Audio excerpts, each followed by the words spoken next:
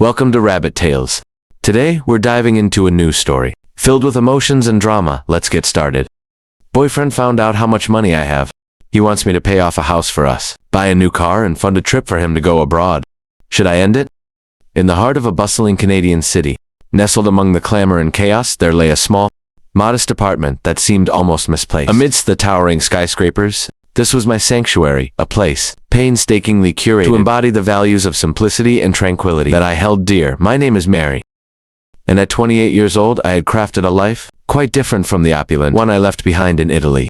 Here in this understated nook, I found peace. The apartment was a one-bedroom affair, with walls painted a soft, creamy white that caught the gentle morning light. The furniture was minimal. A comfortable couch, a sturdy coffee table, and a small dining set that had seen better days, but still stood strong. The decoration was sparse, with a few carefully chosen pieces that spoke more of sentiment than of monetary value. A small balcony overlooked a quiet street, where the sounds of the city were muted, just enough for me to enjoy my morning coffee in relative peace. Living here, my needs were few, and my desires even fewer. I had learned early on that happiness doesn't come from things, but from experiences, from quiet moments spent reading a book, from laughter shared with a friend, from the soothing ritual of brewing tea. My job as a digital marketing consultant afforded me the luxury of working from home, allowing me to shape my days as I saw fit. This life of minimalism was a deliberate choice, a stark contrast to the lavish, almost grandiose lifestyle of my family back in Italy. My parents, an extended family, lived in sprawling estates in the countryside, surrounded by vineyards and olive groves, their homes adorned with art and antiques that spoke of generations of wealth and culture. My childhood was filled with long language, summers under the Italian sun, dinners that stretched into the wee hours, and conversations filled with passionate gestures. It was beautiful, yes, but overwhelming. A life where every moment felt orchestrated, every smile a bit too polished. It was during my university years in Canada that I began to shed the weight of those golden shackles. I embraced a life where I could be just Mary. Not the heiress, not the future custodian of centuries-old oil paintings or rare manuscripts here. I was free to build a life that resonated with who I truly was, not who I was expected to be.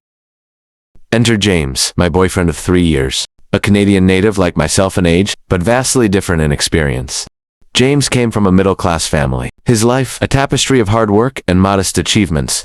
He was kind-hearted, with a gentle demeanor that belied his rugged exterior. When we met, it was as if pieces of a puzzle had fallen into place. We shared similar interests in music, loved the outdoors, and both cherished the quiet moments of life. His respect for my simple lifestyle only deepened my affection for him. James never knew about the wealth I had left behind. It was a part of me that I kept hidden, not out of shame but out of necessity. I feared that revealing my family's wealth might introduce a wedge between us, that it might make him feel inadequate, or shift the dynamics of our relationship in ways I couldn't control. I wanted to be loved for who I was, not for the assets I would one day inherit. In my heart, I believed that preserving this secret was for the best, protecting both James's self-esteem and the purity of our connection. Our relationship was built on the foundations of mutual respect and shared values. We spent our weekends exploring local markets, cooking meals together, or watching old movies curled up on the couch. It was a peaceful, fulfilling existence, and for a while I believed it would always be this way. But life, as it often does, had other plans. The catalyst came unexpectedly, in the form of an invitation to a family reunion. Back in Italy, it was an event I couldn't avoid. My grandmother's 80th birthday, a milestone that demanded my presence. As the date approached, the thought of bringing James along filled me with both excitement and dread. I was eager for him to see the country I loved, to experience the warmth of my family, yet I was terrified of how he might react. When faced with the reality of my background, with a heavy heart I booked our tickets, telling myself that it was time to face whatever consequences might come. As we packed our bags and prepared for the journey, I felt the weight of my secret heavier than ever. Little did I know, this trip would unravel the delicate thread of our relationship, exposing not only the truths I had hidden, but also the vulnerabilities we both carried. What lay ahead was a test of love and trust, one that would redefine the future of our relationship forever. The plane descended slowly through the cottony clouds, revealing glimpses of the lush Italian countryside, a stark contrast to the sprawling urbanity of Toronto. As the wheels touched down on the runway, a surge of nostalgia washed over me. Italy was not just my birthplace. It was a repository of my earliest and most cherished memories. Beside me, James peered eagerly out of the window, his face lit with the excitement of a child. This was his first time traveling outside North America, and his enthusiasm was palpable. We navigated through the airport, with our luggage rolling behind us, the chatter of Italian filling the air like a familiar melody. I could feel James's curiosity bubbling as he tried to catch phrases and words, his eyes wide with fascination. As we stepped outside, my Uncle Luca was waiting for us, his arms wide open, a broad smile spreading across his face. "Benvenuti," he exclaimed, enveloping me in a warm embrace, before turning to James with a firm handshake. "And you must be James? Mary has told us so much about you." James chuckled nervously, exchanging pleasantries in his halting Italian, which he had been practicing for weeks before our trip. As we drove away from the airport, the landscape transformed from urban sprawl. 2 verdant vineyards and rolling hills, dotted with olive trees, the beauty of my homeland unfolded before us, each turn and dip, revealing vistas more breathtaking than the last. Our destination was my grandmother's estate in Tuscany, a place that seemed suspended in time. The house, a sprawling villa built in the Renaissance style, was perched atop a hill overlooking acres of vineyards. Its ochre walls glowed under the setting sun, and ivy climbed generously over its ancient stones. It was a stark embodiment of the wealth and history of my family, a visual testament to a legacy that stretched back generations. As we pulled up the gravel driveway, the sound of the tires crunching underfoot, James's expression turned from excitement to awe. "Mary, this place is incredible," he whispered, as if speaking too loudly might shatter the moment. "I grew up playing in those vineyards," I said, pointing towards the green expanse. "And every stone of this house has a story." The grandeur of the villa was overwhelming, even for me who had seen it countless times before. As we entered the vastness of the entrance hall, with its high ceilings and portraits of stern ancestors, seemed to impress upon James the reality of my heritage. The house was alive with the sounds of preparation. The reunion was to be a grand affair, with relatives coming from all over the country. During the following days, James was introduced to a lifestyle so vastly different from our simple, contained existence in Canada. Each meal was a feast, each conversation a boisterous symphony of voices. My relatives, adorned in fine clothes, and speaking with an effortless elegance, moved through the rooms with a grace that belonged to a different era. James tried to blend in, his usual confidence replaced by a quiet, observant demeanor. I watched him as he interacted with my family, his eyes often wide, with a mix of admiration and incredulity. It was during a grand dinner, under the chandeliers of the grand dining room, that I first noticed a subtle shift in his attitude. "Everyone here seems to have their life figured out," he remarked quietly as we watched my cousins animatedly discussing politics and art. "It's like they're playing a game where everyone knows the rules." "Except me," I squeezed his hand, trying to offer reassurance. "They've just had more practice at this kind of thing," I whispered back as the days passed. The initial shock of the opulence gave way to a budding curiosity. James's questions grew more pointed, his interest in the specifics of my family's wealth more pronounced. "So how does it all work?" he asked one evening as we walked through the vineyard, the sunset casting long shadows on the ground. "Who inherits what? How do you manage it all?" It was a discussion I had hoped to avoid, but there amidst the rows of grapevines, I found myself opening up about trusts, management, and the responsibilities that came with such inheritance. James listened intently, nodding as I explained, but I could see the wheels turning in his head, the calculations forming behind his eyes.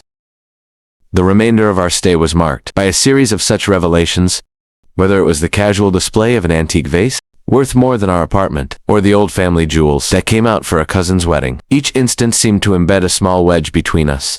James's demeanor evolved from one of simple curiosity to something tinged with a hint of entitlement.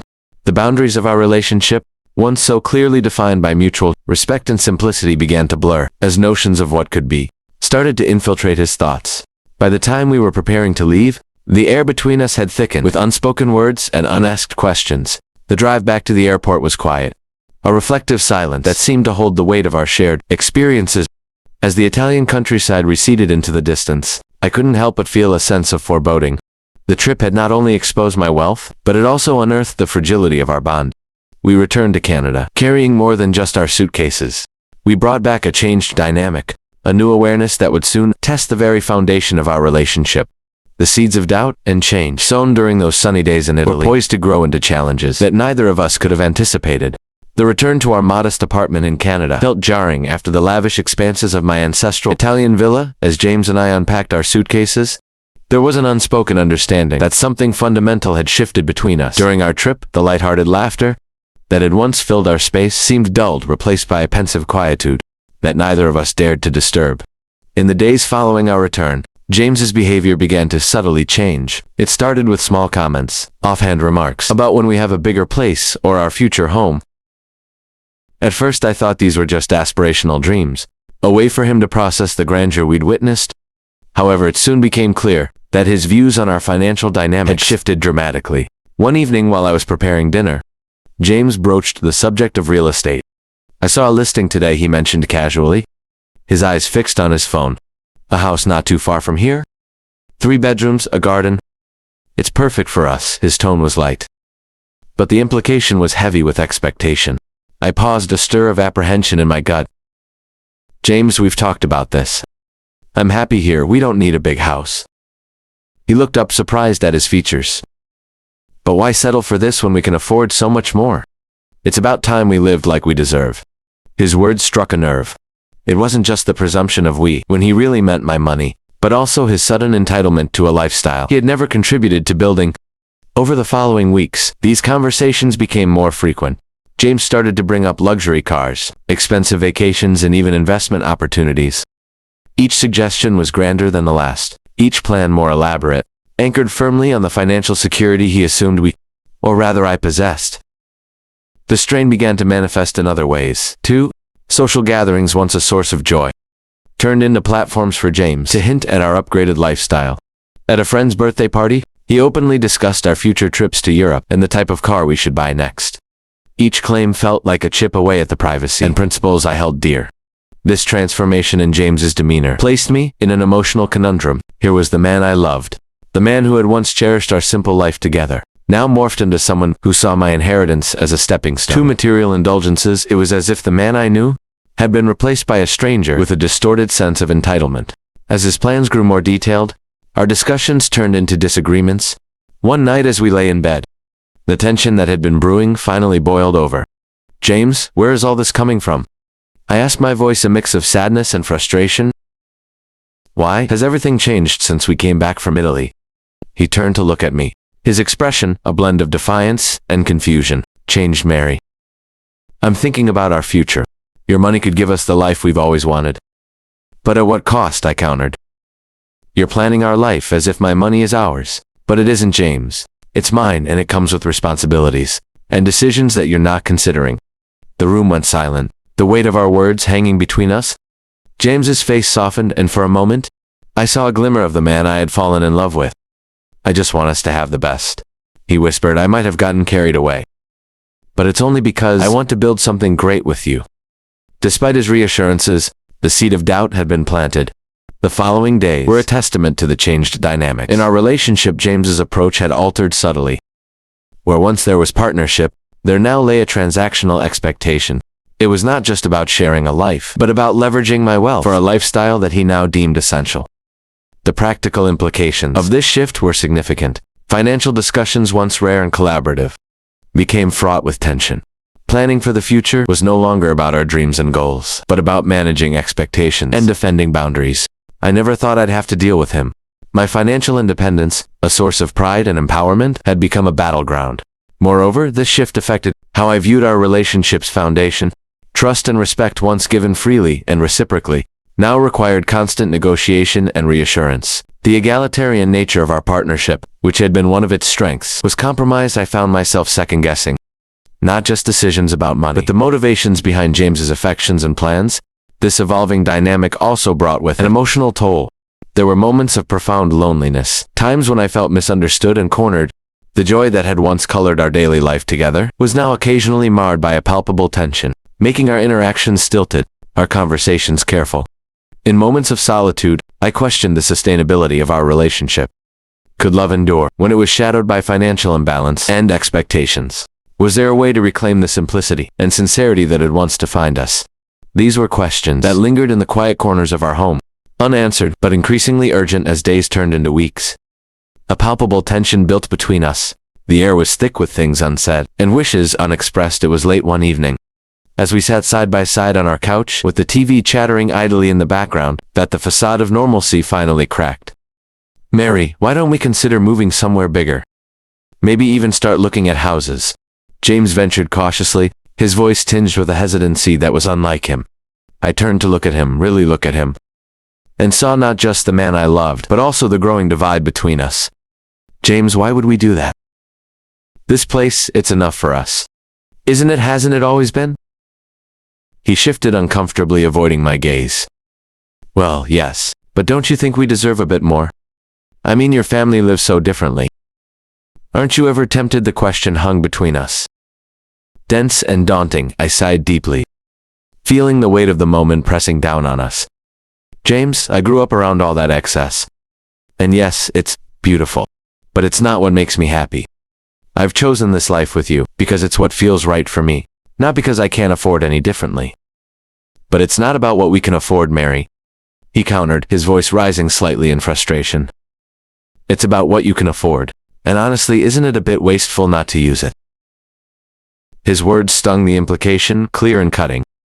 I felt a coldness seep into the space between us, chilling the warmth we had cultivated over our years together. Is that how you see it, James? My family's money is a resource for us to tap into, whenever we feel like it, because that's not how I view it. That money, it comes with strings, with expectations and responsibilities that you don't understand. James looked taken aback, his expression softening. I didn't mean it like that, Mary. I just thought, what? That suddenly, because my family has money, our plans, our dreams should change. My voice was sharper than I intended, edged with a bitterness that tasted foreign on my tongue. He paused, the air thick with our unsaid thoughts, before he reached for my hand, his touch tentative. I'm sorry, Mary. I suppose I got carried away. It's just all so new to me. I never thought I'd be close to someone with so much possibility. I pulled my hand gently from his grasp, needing the space to gather my thoughts. James, my family's wealth isn't what I want our life to be about. I love our life, our home, just as it is. I don't want that to change because of money. He nodded slowly, his eyes meeting mine, with a sincerity that punctured the tension. I understand, or at least I'll try to. I love you, Mary. I love this life we've built. I don't want to lose it over fantasies of something that might not even make us happy. It was then I realized how deeply entangled our dreams had become with the reality of my heritage. We sat together at the distance between us, filled with the echo of our words, slowly finding our way back to each other. I'm sorry for pushing, James murmured, after a long silence, his voice low. I'll respect your feelings about this. We can go as slow as you need. Let's just keep living our life our way. I nodded, feeling a fragile peace settle over us. It was a temporary resolution, a band-aid over a wound that needed more than just promises to heal, but it was a starter recognition of our mutual desire to preserve what we had, even in the face of tempting possibilities. As we turned back to the flickering light of the TV, a small smile passed between us, a silent acknowledgement of the complexities of love and wealth and the simple truth that sometimes holding on to what you value most requires letting go of what the world tells you should matter. Update: the weeks following our muted confrontation were a study in fragile normalcy. James and I navigated our days with a cautious tenderness, each of us aware of the unspoken fissures slowly spreading beneath the surface of our relationship. I believed, perhaps naively, that we could mend what had been strained by the revelations of wealth and differing desires, but the real test of our bond was yet to come, a test that would shatter the tentative peace we had brokered. The betrayal came on an unexpectedly warm evening at a gathering hosted by a close friend. It was the kind of casual event we had attended countless times before, a backyard barbecue where the smell of grilling, mixed with laughter and music, floated on the late summer air. James and I arrived together, hands linked, our smiles a bit too practiced, too ready. As the evening progressed, I noticed James slipping more comfortably into the crowd, his laughter a little louder, his gestures more expansive with every drink he consumed. One mingled too, but with a mind distracted by the watchful maintenance of my facade. It wasn't until I was by the makeshift bar, fetching us another round of drinks, that I overheard it. No. You don't understand, Mary can afford way more than this. Her family is loaded, she's basically set for life. James was boasting, the words floating over to me, sharp and clear above the hum of party chatter. Frozen drink in hand, my heart raced as I processed his words. A group of acquaintances around him laughed, someone whistling low in admiration. Seriously, man, that's wild, and here you are living in that tiny place. Another voice chimed in, half joking, half serious. I felt the air leave my lungs in a whoosh, my presence at the bar suddenly suffocating. The casual betrayal, the ease with which James shared my most guarded secret, the very essence of my fears, was laid bare in those few flippant words. Navigating my way back to him, the cold grip of dread tightening around my heart, I intercepted his boisterous storytelling. "James, can I speak with you in private?" My voice was calm, but it carried an edge. A signal not lost on him, his face changed. As he followed me to a quiet corner of the yard, the mirth fading, replaced by a dawning realization of the gravity of his mistake. "Mary, did you think it was your news to share?" I interrupted, the hurt making my words sharper, colder. "Did you think it wouldn't matter to me?" he stammered, a mix of alcohol and genuine remorse. Muddling his words, "I'm sorry, I didn't think it would be a big deal. I got carried away and you decided my privacy, my trust wasn't worth respecting." I could hear the bitter disappointment in my own voice, a sound I never wanted to direct at him. "Mary, I made a mistake. Please, let's just go home and talk about this," he pleaded, reaching for my arm. I pulled away, my decision crystallizing with stark clarity. "Number James, we can't just talk it away this time. This isn't just a mistake.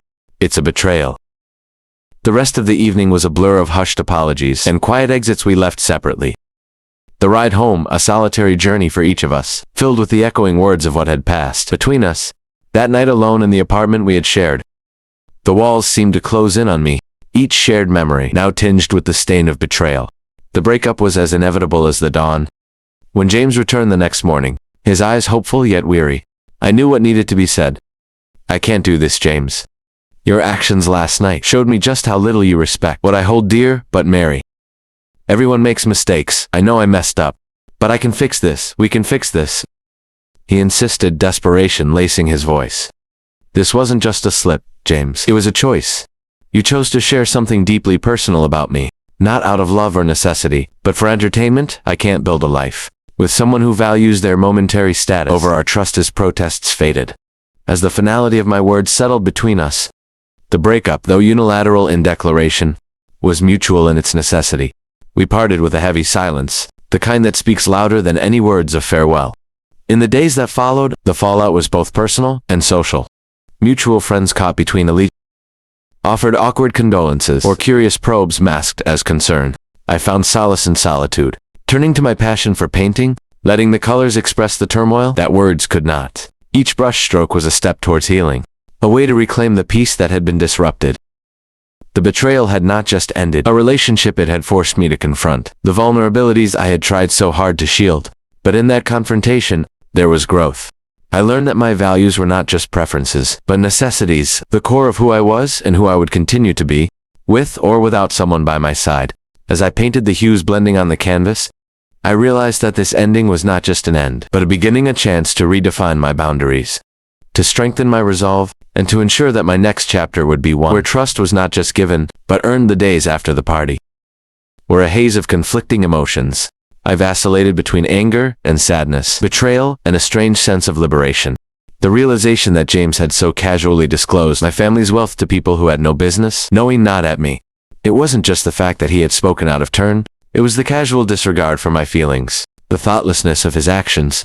Each time I replayed the scene in my head, my resolve hardened. I couldn't continue a relationship where such fundamental trust was so easily broken. I needed time to think, to process the gravity of what had happened. I spent hours walking through the city, the familiar streets providing a backdrop for my swirling thoughts. By the end of the third day, I knew what I had to do when James returned home.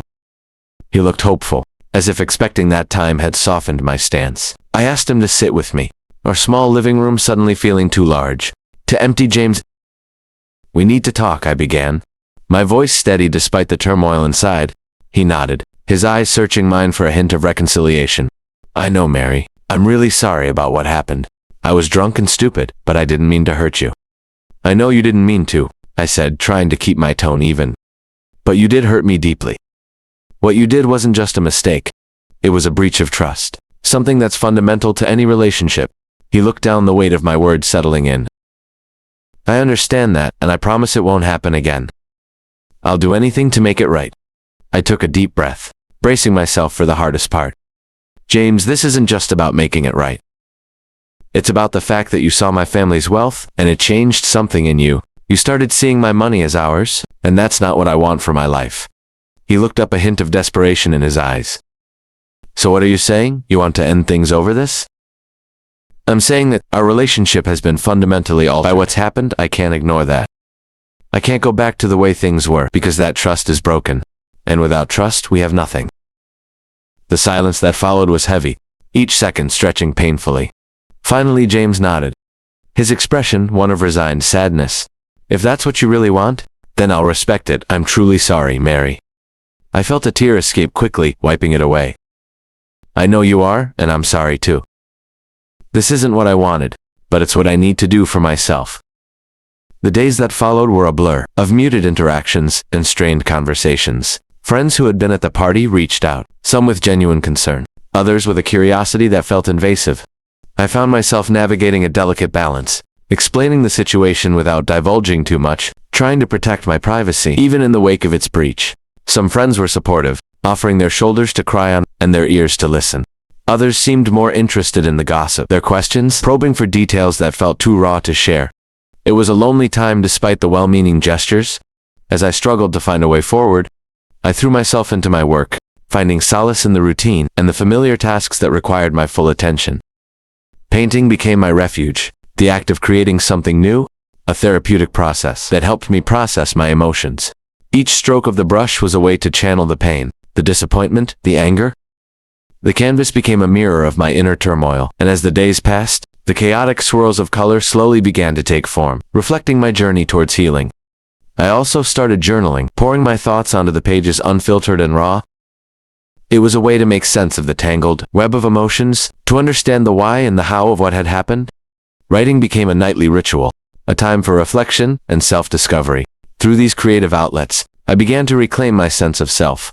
The betrayal had left scars, but it also taught me valuable lessons about trust, boundaries, and the importance of protecting what mattered most. To me, I emerged from the experience stronger, more resolute and more determined to live a life defined by my values, not by the expectations or judgments of others. As time passed, the initial sting of the betrayal faded, replaced by a quieter, more profound understanding of what I needed in a relationship. I knew that the next time I opened my heart to someone, it would be with a clearer sense of my own worth and a firmer grip on the boundaries that protected my peace in the end. The breakup was not just an end, but a beginning. It marked the start of a new chapter in my life, one where I was more attuned to my own needs and more protective of my own happiness. It was a hard-won lesson, but one that I carried with me as I moved forward, ready to face whatever came, with a renewed sense of purpose and strength.